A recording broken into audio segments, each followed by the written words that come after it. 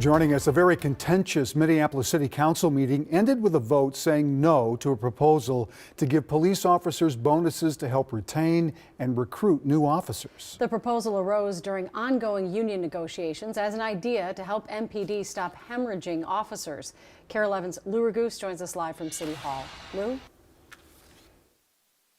Yeah, Julie and Randy, there's no understating how contentious this meeting was. There were a lot of other emotions as well. And the meeting ended with an 8-5 vote rejecting this proposal to provide financial incentives to retain and recruit Minneapolis police officers.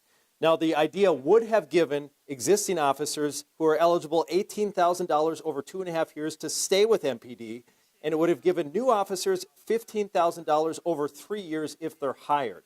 But some council members were skeptical that financial incentives work for recruitment and retention. And others were upset about not receiving enough notice or being involved in the discussions, they said.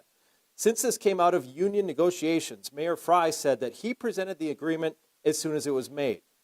It would have provided a police reform, giving Chief Brian O'Hara a lot more flexibility to schedule officers to critical shifts, which he currently is heavily restricted on. But then that turned into an issue for some council members as well. While O'Hara himself stressed staffing is in a vicious cycle spiraling downward. I hate to use the word quid pro quo, but we're basically purchasing a reform. And I think the question is it worth $15.3 million? We don't have enough people.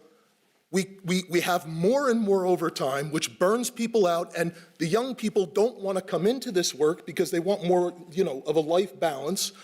The community isn't satisfied with the services that we provide, which means less people from town are going to want to be cops. We're stuck in a very vicious cycle. Now, just to be clear, this vote today kills this idea of providing these financial incentives for recruitment and retainment of police officers in Minneapolis unless the union and negotiators from Minneapolis can come up with another letter of agreement to bring forward like they did with this one. The union negotiations with the city will continue, and they also are working on addressing officer base pay, which ultimately will be the biggest issue involving officer pay. Back to you. All right, Lou, thank you.